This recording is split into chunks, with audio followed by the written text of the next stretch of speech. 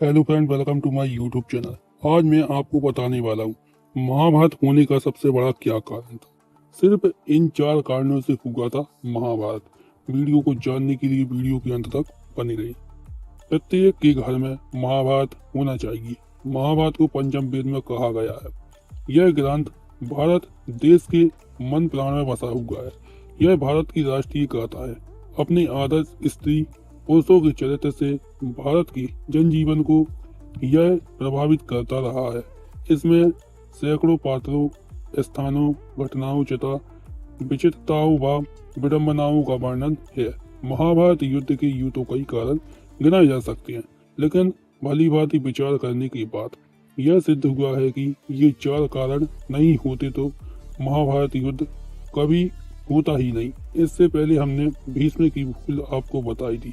अब जानिए इन 4 कारणों को। राजा शांतनु का विवाह गंगा से हुआ था। गंगा के गर्भ से महाराज शांतनु को 8 पुत्र हुए थे, जिसमें से 7 को गंगा ने गंगा नदी में ले जाकर बहा दिया। वचन के बंधे होने के कारण शांतनु कुछ नहीं बोल पाए।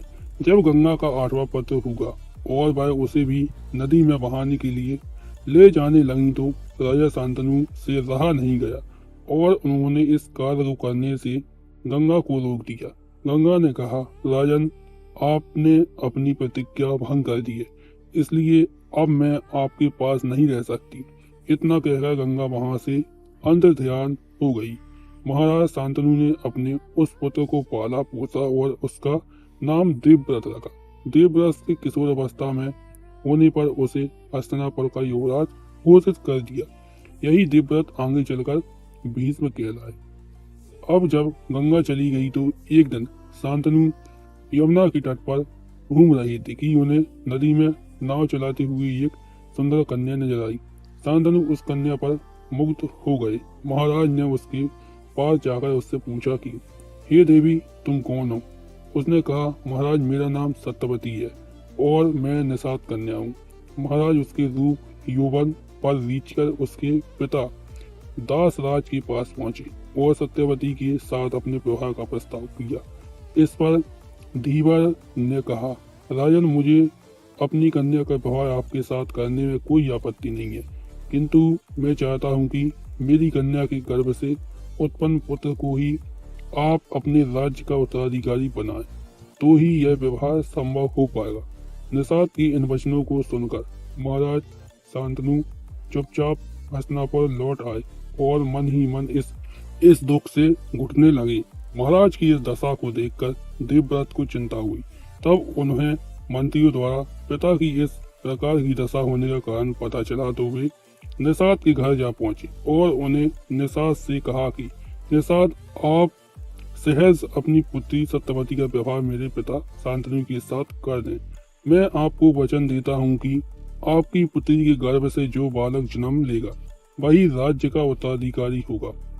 कालांतर में मेरी कोई संतान आपकी पुत्री के संतान का अधिकार छीन ना पाए, इस कारण से मैं प्रतिज्ञा करता हूँ कि मैं आजन्म अविवाहित रहूंगा। उनकी इस प्रतिज्ञा को सुनकर निषाद ने हाथ जोड़कर कहा, हे देवव्रत, आपकी यह प्रतिज्ञा अभूतपूर्व है। इतना कहकर निषाद ने तत्काल अपनी पुत्री सत्यवती को देवव्रत तथा उनके मंत्रियों के साथ हस्तिनापुर भेज दिया।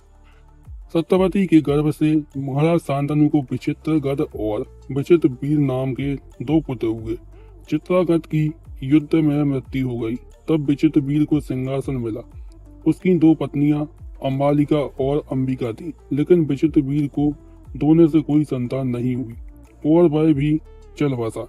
ऐसे में सत्यवती ने विचित्रवीर की विधवा अंबालिका और अंबिका को नियोग प्रथा द्वारा संतान उत्पन्न करने का सोचती हैं।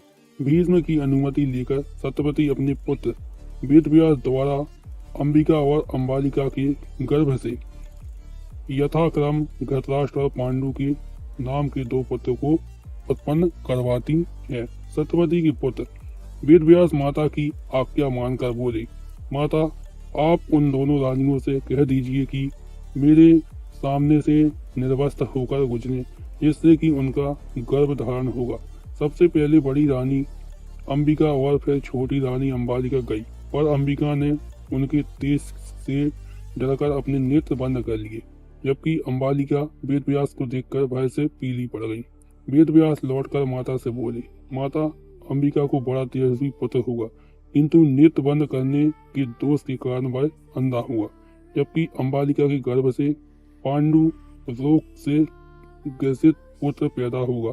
यह जानकर माता सत्यवती ने बड़ी रानी अंबिका को पुनः वेद व्यास के पास जाने का आदेश दिया। इस बार बड़ी रानी ने स्वयं न जाकर अपनी दासी को वेद व्यास के पास भेज दिया।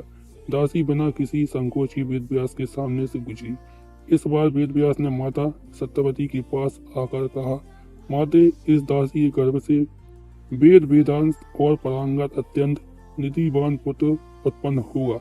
इतना कहकर वेद व्यास तपस्या करने चले गए। अब सिंहासन के लिए 3 पुत्र थे। पहले घृतराष्ट्र जो अन्य थे, दूसरे पांडु जो रोगग्रस्त थे, और तीसरा दासी पुत्र विदुर जो सभी तरह से स्वस्थ और ज्ञानी थे। तीनों ही ऋषि वेद व्यास की संतान थी, जबकि घृतराष्ट्र को गांधारी से कोई पुत्र नहीं हुआ था। तो यही वेद व्यास फिर से काम आए और हालांकि सिंहासन का लेख देकर उत्तराधिकारी पांडु को ही बनाया गया। पांडु को श्राप महाभारत के आदि पर्व के अनुसार एक दिन राजा पांडु आखेट के लिए निकलते हैं। जंगल में दूर से देखने पर उनको एक हिरन दिखाई देता है। वे उसे एक तीर से मार देते हैं। वह हिरन किदम्ब ऋषि निकलते हैं, जो अपनी पत्नी के साथ मैथुन रत थे। वे ऋषि मरते वक्त पांडु को श्राप देती हैं कि तुम भी मेरी तरह मरोगे जब तुम मैथुन रत रहोगे। इस श्राप के भय से पांडु अपनी दोनों पत्नियां कुंती और माद्री से कोई संबंध नहीं बना पाते हैं और अंत में वे राज्य अपने भाई घृतराष्ट्र को सौंपकर पत्नी कुंतियों और माद्री के साथ जंगल चले जाते हैं।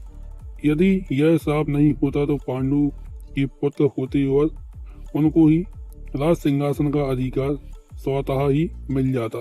तब सभी उनके ही अधीन हो जाते। जंगल में वे सन्यासी का जीवन जीने लगते हैं, लेकिन पांडु इस बात से दुखी रहते हैं कि उनकी कोई संतान नहीं है और वे कुंती को समझाने का प्रयत्न करते हैं कि उसे किसी ऋषि के साथ समागम करके संतान उत्पन्न करनी चाहिए। लाख समझाने के बाद तब कुंती मंत्र शक्ति के बल पर एक एक कर 3 देवताओं का आह्वान कर 3 पुत्रों को जन्म देती है। धर्मराज से युधिष्ठिर, इंद्र से अर्जुन, पवनदेव से भीम को जन्म देती है। वहीं इसी मंत्र शक्ति के बल पर माद्री ने भी आह्वान अश्विन कुमार को जन्म दिया, नगल और सहदेव को जन्म दिया।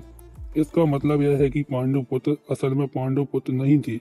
उसी तरह कुंती अपनी कुमारी अवस्था में सूर्यदेव का आह्वान कर कर्ण को जन्म देती है।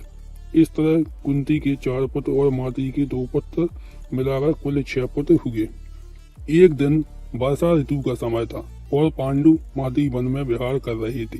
उस समय पांडु अपने काम वेग पर नियंत्रण न रख सके और माद्री के साथ सहवास करने को उतावले हो गए और तब ऋषि का श्राप महाराज पांडु की मृत्यु के रूप में फलित हुआ।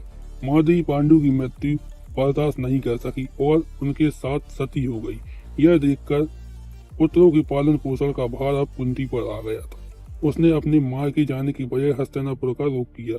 हस्तिनापुर में रहने वाले ऋषि मुनि सभी पांडवों को राजा पांडु का पुत्र मानते थे, इसलिए उन्होंने मिलकर पांडवों को राजमहल छोड़ दिया। कुंती के कहने पर सभी ने पांडव को पांडु का पुत्र मान लिया और उनका स्वागत किया।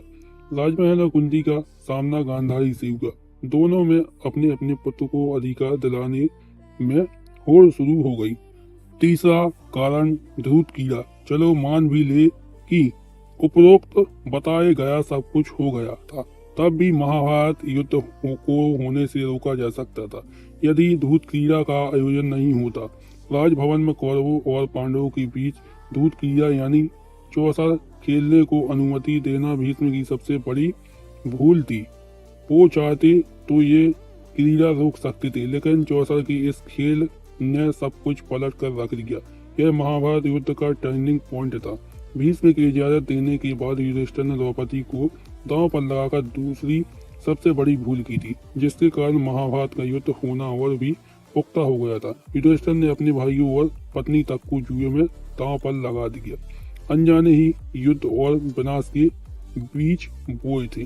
दुर्योधन और शकुनी राजा धृतराष्ट्र के पास गए और उनसे चौसर के खेल का आयोजन रखने का आग्रह किया। धृतराष्ट्र ने कहा कि वो विदुर की सलाह के पश्चात इसका निर्णय करेंगे, लेकिन दुर्योधन को बिना पूछे इस खेल का आयोजन करने के लिए अपने पिता का बाध्य किया।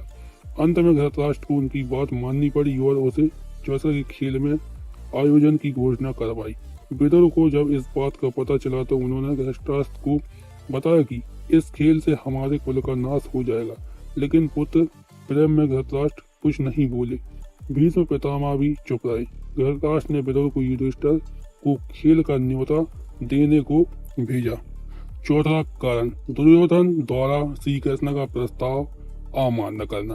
अंत में युद्ध को टालने के सभी प्रयास विफल होने के बाद भगवान श्री कृष्ण हस्तिनापुर में पांडव को 5 गांव देने का प्रस्ताव लेकर जाते हैं, जिसे दुर्योधन यह कहकर अस्वीकार कर देता है कि युद्ध किए बगैर मैं सुई की नोक भी नहीं दूंगा। पांडव का शांति दूत बनकर श्री कृष्ण हस्तिनापुर भेजा। उन्होंने विदुर के यहाँ रुककर संजय को ये कहकर भेजा कि यदि वो उनको केवल 5 गांव ही दे दें तो वे संतोष करके संधि कर लेंगे। उधर दुर्योधन ने अपने पिता को संधि प्रस्ताव स्वीकार करने से रोकते हुए कहा, पिताश्री, आप पांडवों की चाल समझ नहीं रहे हैं। वो हमारी विशाल सेना से डर गए हैं, इसलिए केवल 5 गांव मांग रहे हैं। अब हम युद्ध से पीछे नहीं हटेंगे। धृतराष्ट्र ने समझाया कि पुत्र, यदि केवल 5 गांव देने से युद्ध टलता है तो इससे बेहतर क्या हो सकता है। इसलिए अपनी हट छोड़कर पांडवों से संधि कर लो ताकि ये विनाश टल जाए। दुर्योधन अब गुस्से में आकर बोला, पिताश्री, मैं एक तिनके की भी भूमि उन पांडवों को नहीं दूंगा और अब फैसला केवल रणभूमि में ही होगा। अगर आपको मेरा वीडियो अच्छा लगा हो तो वीडियो को लाइक कीजिए, चैनल को सब्सक्राइब कीजिए और वीडियो को ज्यादा से ज्यादा शेयर कीजिए। Subscribe now and press the bell icon. Never miss an update.